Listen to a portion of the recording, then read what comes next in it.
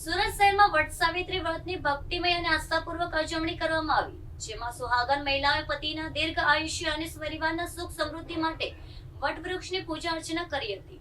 શહેરના વિવિધ મંદિરો, વટવૃક્ષ પાસે મહિલાઓની ભારે ભીડ જોવા મળી હતી. સુરત શહેરમાં આજે વટ સાવિત્રી વ્રતની ભક્તિમય અને શ્રદ્ધાભેર ઉજવણી કરવામાં આવી હતી. વહેલી સવારથી જ સુહાગન મહિલાઓ મંદિરો તેમજ વટવૃક્ષ પાસે મોટી સંખ્યામાં એકત્રિત થઈ ગઈ હતી. મહિલાઓએ પરંપરાગત વેશભૂષા ધારણ કરી ધાર્મિક વિધિ વિધાન સાથે વટ સાવિત્રી વ્રતનું પાલન કર્યું હતું. પતિના દીર્ઘ આયુષ્ય અને પરિવારના સુખ સમૃદ્ધિ અને અખંડ સૌભાગ્યની કામના સાથે વટવૃક્ષની પૂજા અર્ચના કરવામાં આવી હતી. આ પ્રસંગે મહિલાઓએ વટવૃક્ષની પરિક્રમા કરી કાચા સૂતરના દોરા બાંધી પ્રાર્થના કરી હતી. વટ સાવિત્રી વ્રતનું હિન્દુ ધર્મમાં વિશેષ મહત્વ માનવામાં આવ્યું છે.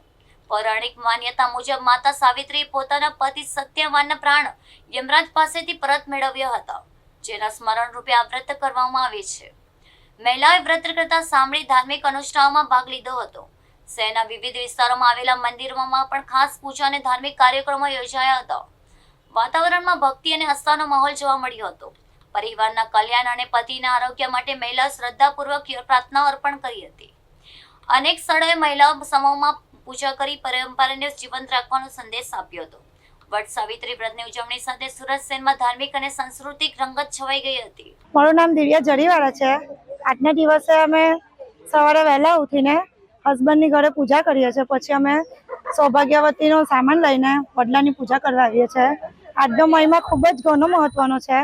એની લાંબી આયુષ્ય વધે એના માટે અમે વ્રત રાખીએ છીએ. મારું નામ પૂજા.